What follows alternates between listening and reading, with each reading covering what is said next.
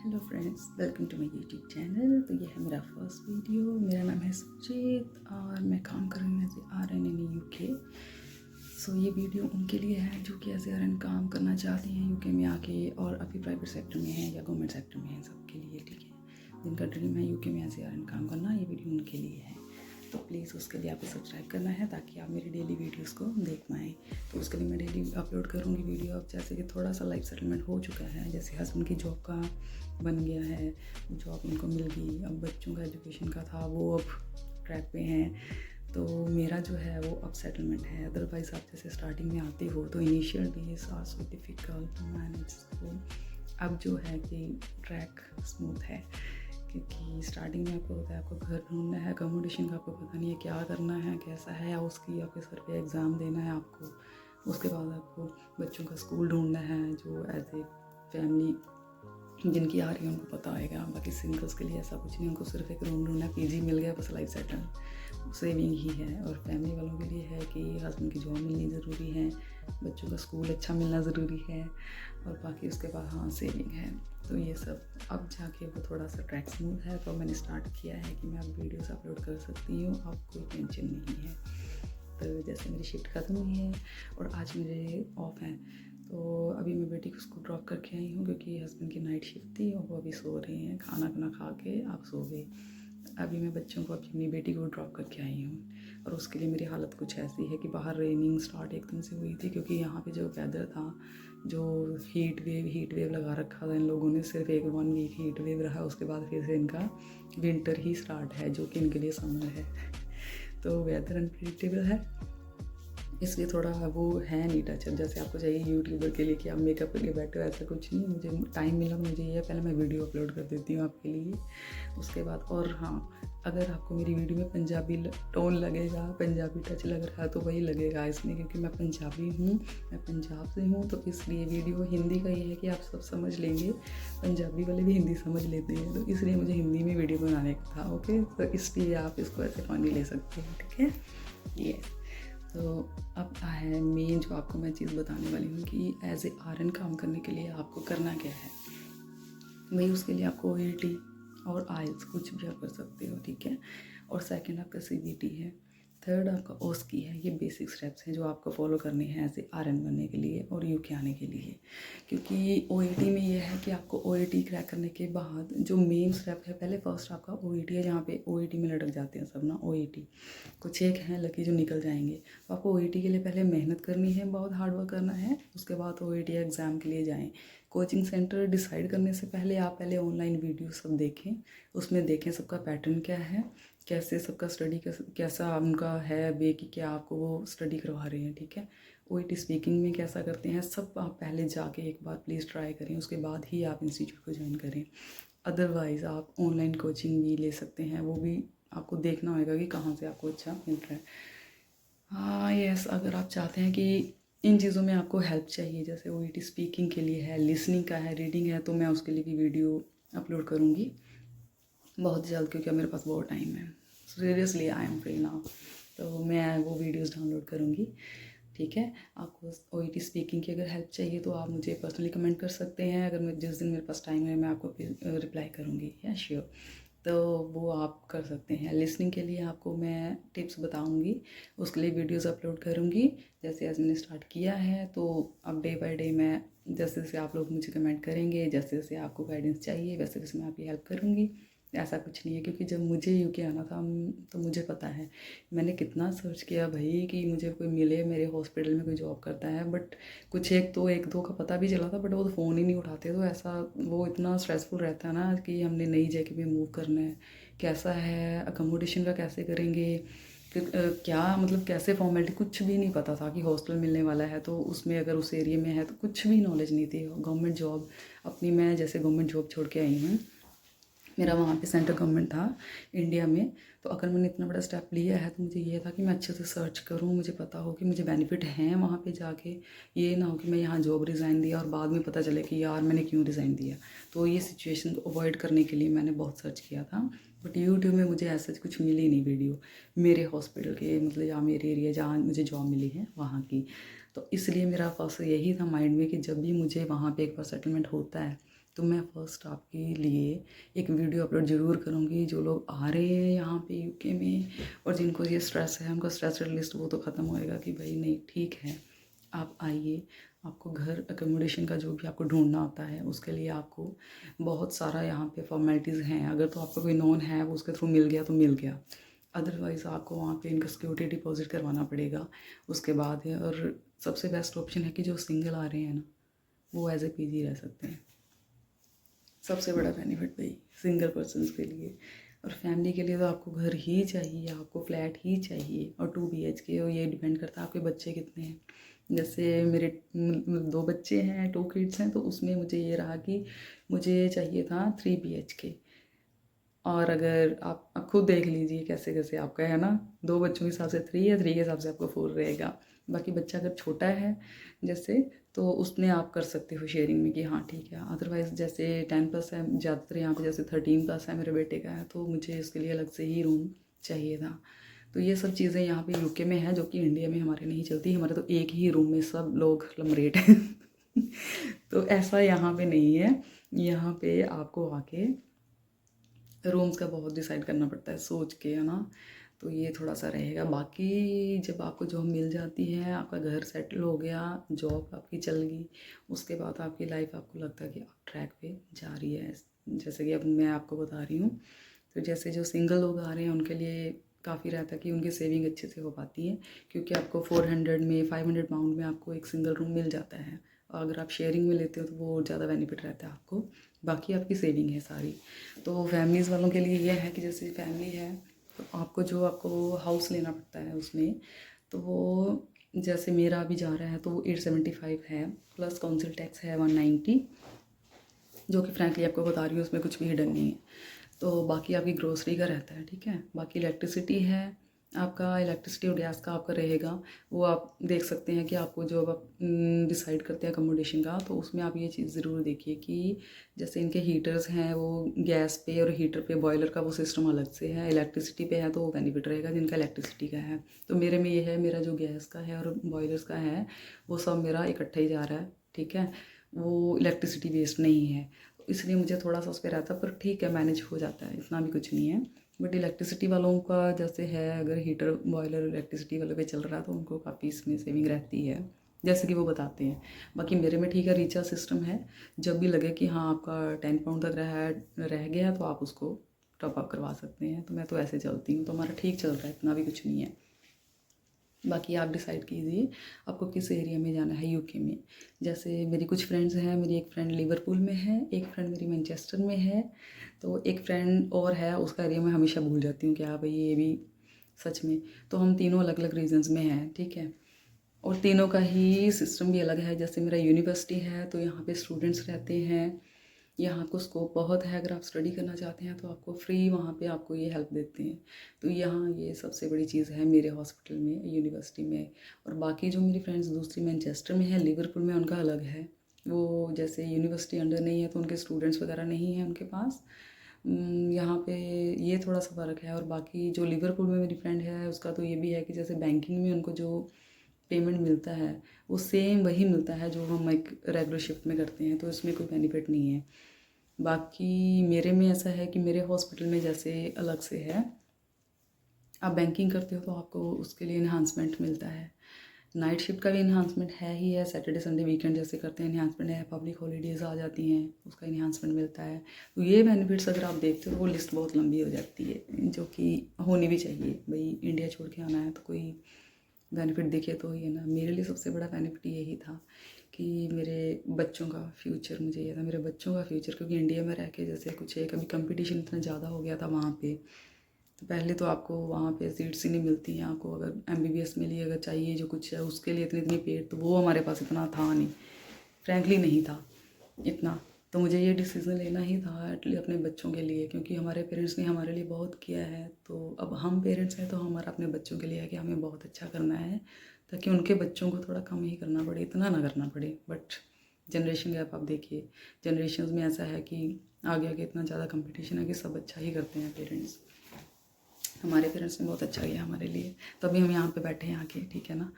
तो ये चीज़ है, मैं इन चीज़ों को लेके चलती हूँ। सिंपली ये नहीं है कि हाँ ऐसा ऐसा कुछ नहीं, जो रियलिटी बेसिस चीज़ें हैं, वो आपको मेरे यूट्यूब में दिखेंगी, वो तो हर चीज़ में मैं बोलूँगी, ठीक है।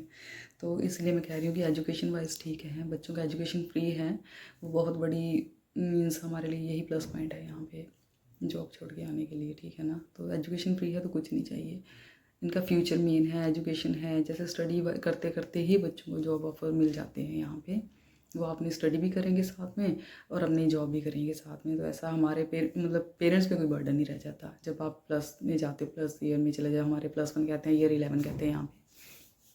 तो जब ये सब चलता है तो ठीक है, उस टाइम आपको लगता है कि नहीं, बस स्टार्टिंग में थोड़ा सा इनिशियल डेज में जैसे हम कहते हैं कि स्ट्रगल रहता है, जब तक आपको घर का, जॉब का, आपके जो मतलब हस्बैंड का जब तक नहीं बनता तब तक। अदरवाइज जब आप दोनों आप वर्किंग हो ना तो आपकी लाइफ सेटल्ड है यहाँ पे भाई। यहाँ पे रहो, इंडिया में प्रॉपर्टी बना लो, ये यहाँ का फंडा है यहाँ पे, ठीक है। तो इसलिए मैं कह रही हूँ कि पेरेंट्स का मेन, अगर आपको जॉब है वहाँ पे और आपका स्कोप बन रहा है कि आप यूके में आके कर सकते हो तो आपको मिस नहीं करना चाहिए अपॉर्चुनिटी। आप एग्ज़ाम ही तो क्लियर करना है तो आ जाओ। हाँ, बट कंफर्ट जोन से आपको बाहर निकलना पड़ेगा, कंफर्ट जोन आपको छोड़ना ही पड़ेगा अपना। वहाँ पे आपको गाड़ी में बैठना है और हॉस्पिटल पहुँच जाना है, जैसे कि हमारा था इंडिया में। घर से पहुँचे हैं गाड़ी में और निकले हो, चलो जी जॉब पे आ गए हो। ऐसा यहाँ पे नहीं है, यहाँ वॉकिंग डिस्टेंस है 30 मिनट्स है, 45 मिनट्स नॉर्मली। तो यहाँ पे लोग वॉकिंग में बहुत ज़्यादा मतलब कि अपने आप को फिट रखते हैं, तो ऐसा इंडिया में मैंने नहीं देखा। ये चीज़ आपको काफ़ी, बट हाँ ये भी है कि अगर यहाँ पे जैसे अभी मैं अपनी बेटी को ड्रॉप करके आई हूँ तो मैं वॉकिंग ये नहीं कि मैं कोई गाड़ी करके या कैब करके गई हूँ, ऐसा कुछ नहीं है। ऐसे ही तो यहाँ पे ये नॉर्मल चीज़ें हैं, आपको दिखने को मिलेंगी ये सब चीज़ें ना। तो इसलिए थोड़ा सा, अगर जो लोग गाड़ियों में आते जाते हैं भाई अपनी लाइफ, जैसे कि मुझे पता है मेरे गवर्नमेंट हॉस्पिटल मैंने जैसे काम किया है, तो मेरे जो फ्रेंड सर्कल में सारा ऐसे ही था उनका लाइफ, और यहाँ पे आके अब उनको वॉकिंग में जाना पड़ता है, वॉकिंग है उनके लिए। तो वो चीज़ थोड़ी सी जब डिस्कस करते हैं तो वो रहता है कि यार दी वहाँ पे तो इतनी ऐश थी, यहाँ पे हम क्या मतलब है ना खाना खुद बना रहे हैं। और मेरी तो एक फ्रेंड है जो कि खाना खुद बनाती भी नहीं कभी थी, हमेशा उसका ऑर्डर आता था, और आजकल उसको खुद बनाना भी पड़ता है। तो मैं सच में, ये चीज़ रियल है जो अब मैं शेयर कर रही हूँ। तो प्लीज़ इस चीज़ के लिए प्रिपेयर होके आइए कि आपको अपना लंच पैक सब खुद ही करना पड़ता है, यहाँ पे आपको मेड नहीं मिलने वाली। और हाँ, एज ए नर्स यहाँ काम करना सच में बहुत प्राउड है कि फील होता है कि हाँ आप एज ए RN काम कर रहे हो। और बाकी तो कुछ नहीं, जब आप लिखते हो या फिर आपके जब चलता है वहाँ पे एज ए RN तो वो आपको बहुत अच्छा लगता है, आप कुछ करते हो उसके लिए अप्रिशिएशन मिलती है आपको भाई। अगर पेशेंट ने आपका नाम अनाउंस कर दिया 1-2 बार तो आपको उसके लिए मेट्रन से आपको मेल आती है, उसके लिए मेल होती है कि हाँ अप्रिशिएट किया जाता है आपको, वेल डन सुरजीत आपने ऐसा, मीन्स ये चीज़ें सब है यहाँ पे। तो ऐसा हमारे वहाँ नहीं था, वहाँ तो अवार्ड जैसे मिलते हैं तो ठीक है, पता नहीं कैसे डिसीजन होता है वो हमें नहीं पता, वो सब आप जानते ही होगे जो जो आप सेक्टर्स में काम कर रहे हो। तो मेरे में तो ऐसा ही था, तो इस चीज़ के लिए थोड़ा सा रहता है, वो आपको यहाँ पे फील नहीं होगा। आप यहाँ अगर अच्छा कर रहे हो तो आपको अप्रिशिएट किया जाएगा, आपको सर्टिफिकेट दिया जाएगा। अगर आप स्पेशलिटी कुछ करते हो उसके लिए आपको अलग से अप्रिशिएशन मिलता है, आपको क्वालिटी है जी आपकी, आप देखो आगे आए हो, है ना। तो अगर आप में इतना है कैलिबर है तो आप कर सकते हो, तो प्लीज़ आइए करिए। वहाँ अगर जिनके पास दोनों, अगर हस्बैंड वाइफ पे गवर्नमेंट जॉब है तो फिर तो बिल्कुल मत आओ आप, ठीक है ना। बट मेरे केस में ऐसा नहीं था, तो इसलिए मेरा आना ही अच्छा था, क्योंकि मेरे बच्चों का एजुकेशन फ्री है, अच्छा स्कोप है उनका आगे फ्यूचर में। तो मेरे हस्बैंड का जॉब यहाँ पे अच्छा मिल गया है, तो यहाँ पे सब जॉब जो है वो गवर्नमेंट मिलती हैं आपको। स्टार्टिंग में आपको प्राइवेट में काउंट किया जाता है, कुछ एक टाइम के बाद आपको परमानेंट कर देते हैं, तो ये सबसे बड़ा बेनिफिट है। तो इसलिए अगर आप लोग चाहते हैं कि एज ए RN बन के, देखो मैंने कितनी लिस्ट बताई है ना, काफ़ी बेनिफिट्स हैं, तो अगर आप चाहते हो आना है तो वेलकम, ठीक है। तो प्लीज़ मेरी वीडियोस को ज़रूर सब्सक्राइब और अपलोड करते रहो अपनी अपनी वीडियो, जब भी मैं वीडियो कोई भी अपलोड करती हूँ आपके लिए, तो उसको प्लीज़ हाँ कमेंट जरूर करना कि आपको कैसा लगा और किस फील्ड में आपको ज़्यादा नॉलेज चाहिए, ताकि मैं वीडियोस अपलोड करूँ। अदरवाइज़ मैं वीडियोस बनाती रहूँगी, ऐसे ही बनाऊँगी, ठीक है। और उसके लिए अगर आपको डिटेल कुछ चाहिए तो प्लीज़ कमेंट जरूर करना, ताकि मैं उस चीज़ को डिटेल में बताऊँ। और अगर आपको कोई हेल्प चाहिए, जैसे मैंने बोला है आपको OET स्पीकिंग के लिए अगर आपको कुछ चाहिए तो वो उसके लिए मैं आपको गाइडेंस दूंगी। ऐसा कुछ नहीं है, क्योंकि अब तो हमारे जितने भी यूट्यूबर काफ़ी जहाँ नर्सेस हैं उन्होंने अपने OET कोचिंग क्लासेस खोल रखी हैं, ठीक है। तो मैं ये नहीं कहूँगी उनको आप जाके सब्सक्राइब कर लें, ऐसा कुछ नहीं है। हाँ, मैं आपको जो बेसिक है बिना पैसे के आपको जैसे वो चीज़ बिना फीस के, ठीक है, वो सब आपको हेल्प मिल जाएगी। तो मैं उसको करती रहूँगी आपके साथ, ठीक है। डायलॉग बाजी जो भी आपकी चलेगी स्पीकिंग में वो हम प्रैक्टिस अच्छे से आपको करवा देंगे, ऐसा कुछ नहीं है। बट हाँ, आपको चैनल सब्सक्राइब करना पड़ेगा, सिर्फ इतनी कंडीशन है, ठीक है। ओके, सो आज का वीडियो इतना ही। उसके बाद मैं नेक्स्ट वीडियो जो अपलोड करूँगी वो रहेगा मेरी जर्नी का। आपको मैं बताऊँगी कैसे कैसे मैंने एज ए आर एन यहाँ पे ज्वाइन किया है, कैसा स्टार्ट किया मेरा वहाँ पीछे, जो मैंने जो इतने ईयर्स का मीन्स 15+ ईयर्स का एक्सपीरियंस था वहाँ पे। 15+ ईयर्स की जो मेरी गवर्नमेंट जॉब थी वो मैंने रिज़ाइन क्यों किया, ये सब मैं आपको नेक्स्ट वीडियो में शेयर करूँगी, ठीक है।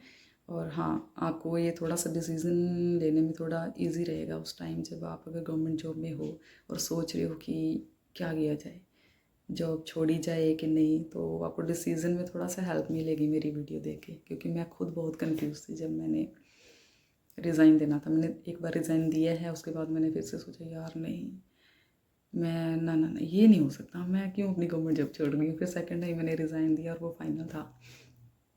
तो ये लाइफ में आया होगा आपके भी, जो जो गवर्नमेंट जॉब में है, कि ऐसा कन्फ्यूजन है ना। तो उस चीज़ के लिए मेरा वीडियो आपको काफ़ी ज़्यादा मोटिवेट करेगा। मैं यहाँ बैठी हूँ भाई, अच्छी हूँ, ठीक है ना।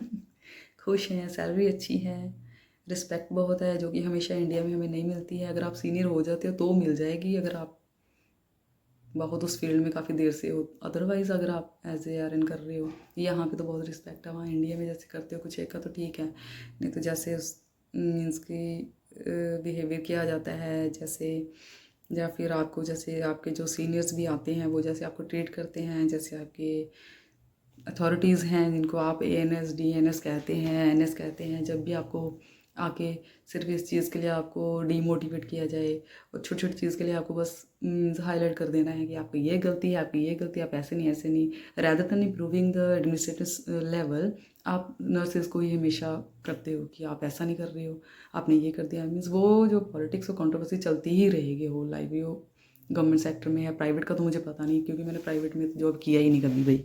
गवर्नमेंट में किया है तो उसका एक्सपीरियंस मेरे पास बहुत अच्छा खासा है। उस बेसिस पे आपको बोल रही हूँ कि वहाँ पे जो चीज़ है एटलीस्ट यहाँ पे आपको वो चीज़ नहीं मिलेगी देखने को। अगर आप अच्छा काम कर रहे हो, अगर अच्छी आपको है स्पेशलिटी करने का मन है, तो आपको यहाँ पे हेल्प की जाएगी। आपको डेली ये याद करेंगे कि आपका ये है, आपने ये मॉड्यूल करना है, आपको ये करना है। अगर अच्छा आप चाहते हो स्पेशलिटी इस फील्ड में तो आप कर सकते हो। तो इस चीज़ के लिए आप फ्री रहें, हाँ, कि आपके पास बहुत ऑप्शंस हैं यहाँ पे जो कि इंडिया में रह के नहीं है। आज आयरन ही आपको काम करने को यहाँ मिलेगा ऐसा कुछ नहीं, आप बहुत कुछ कर सकते हो। जैसे इंडिया में एज ए नर्स काम कर रही हैं तो सिर्फ एज ए नर्स ही काम कर रही हैं। अब मैंने जैसे किया है, मुझे पता है कि मैंने अगर वहाँ पे इतना काम किया था जिस भी फील्ड में, और स्टार्टिंग से ही मुझे वार्ड मिले हैं, हैक्टिक मिले हैं, तो वो थैंक्स टू गॉड। क्योंकि अगर यहाँ पे आपको पेशेंट मिलेंगे, सिर्फ 8 पेशेंट मिलते हैं पर स्टाफ आपको, और इंडिया में 39 बेडेड है, 40 बेडेड वार्ड्स हैं जो मैंने की हुई हैं भाई। तो इसलिए मुझे तो बहुत अच्छा लगा यहाँ पे आके, टू बी फ्रैंक। और मेरा ड्रेसिंग रूम में ड्यूटी रही है जब तक सर्जिकल था, वो प्लास्टिक सर्जरी का भी था, तो उसमें इतने पेशेंट रहते थे और मुझे पता है वो ड्यूटी मैंने कैसे की हुई है। बट फिर भी मुझे बहुत अच्छा लगता था वहाँ काम करके, क्योंकि वो पेशेंट्स जो थे ना, वो उनसे अटैचमेंट सी हो जाती है। अभी डेली आ रहे हैं आपके पास ड्रेसिंग्स के लिए, डेली आप देख रहे हो इंप्रूवमेंट, देख रहे हो आप क्या कर रहे हो, कैसा आपने किया और कैसा पेशेंट अभी ठीक हो गया, रिकवर कर रहा है। तो वो खुशी जो मिलती है वो मुझे बहुत मिलती थी वहाँ पे। तो वो, बट ड्यूटी मुझे ज़्यादा देर वहाँ पे मिली नहीं, 1.5 ईयर किया, नहीं तो मुझे उससे भी अच्छा था कि मैं वहाँ पे अच्छे से काम करके जाऊँ। मुझे बहुत इंटरेस्ट था स्टार्टिंग से, तो इसलिए मुझे यहाँ पे भी था कि मैं यहाँ आके एटलीस्ट सर्जिकल ही कुछ करूँ, है ना। जिस सर्जन का है, जैसे थिएटर नर्स का करूँ, तो वो मेरा ड्रीम रहा वहाँ पे। तो यहाँ पे ये है कि आपको कम से कम ये हेल्प तो करते हैं कि हाँ ठीक है आपने करना है, हम आपको सपोर्ट कर रहे हैं। वहाँ पे नहीं था ये सब, आपका नाम ही नहीं आता था कहीं पे, आप ड्रेसिंग्स कर रहे हो तो वहाँ सिर्फ डॉक्टर्स का होता था कि ये सीन बाई डॉक्टर, तो नर्स का तो नाम ही नहीं है। तो ये चीज़ें जो है थोड़ी मेरे माइंड में रहती थी, क्यों भाई, क्यों क्यों नहीं अप्रिशिएट करते हो आप लोग। एटलीस्ट हमारा डॉक्टर्स का नहीं, एटलीस्ट हमारे जो अपने NS ANS होते हैं, अथॉरिटीज़ होती हैं, MS है जो भी, तो एटलीस्ट वो अप्रिशिएट कर देना कि इस बच्चे ने इतना काम किया कि देखो, है ना। थोड़ा सा आपको अप्रिशिएशन मिलना चाहिए, इंकरेजमेंट होएगी तो हम और अच्छा काम करेंगे, जो कि वो नहीं मिलती है वहाँ पे। तो इसलिए थोड़ा सा मेरे मन में ये भी चीज़ थी। तो इसलिए देखो कितना कुछ था, तो बट ये है कि अब यहाँ पे आके वो माइंड में चीज़ नहीं है, वो मन में कुछ नहीं है, क्योंकि हम यहाँ पे अगर जितनी मेहनत मैं यहाँ पे कर सकती हूँ तो वो मैं करूँगी। बस यही है आपके लिए टिप्स, यही है मेन जो मैं बता रही हूँ कि आप डिले मत करना। कि जैसे मेरे केस में था कि मैंने बहुत लेट डिसीजन लिया है UK में आने का, एज ए RN काम करने का। अगर यही मैं कुछ साल पहले लेती तो अब तक तो भाई सब कुछ सेटल था यहाँ पे, घर घुर भी अपना लेके बैठे होते हैं ना। तो वो थोड़ा सा स्टार्टिंग में जो स्ट्रगल आपको दिखेगा यहाँ पे, अदरवाइज़ बहुत अच्छा है। आपके हाथ में, आपने कितना सेव करना है, कितना ओवर टाइम करना है बैंकिंग करके, वो सब आप पे डिपेंड करता है। तो इस चीज़ के लिए मैं आपको थोड़ा सा मोटिवेट करूँगी कि डिसीज़न लेट मत लेना। अगर आना है तो आना ही है, रिज़ाइन दीजिए, तैयारी कीजिए और बस आ जाइए। ओके ओके, तो आज के लिए इतना ही। Bye bye, take care. फिर मिलेंगे नेक्स्ट वीडियो में। तो सब्सक्राइब कर देना और कमेंट जरूर करना। Bye bye.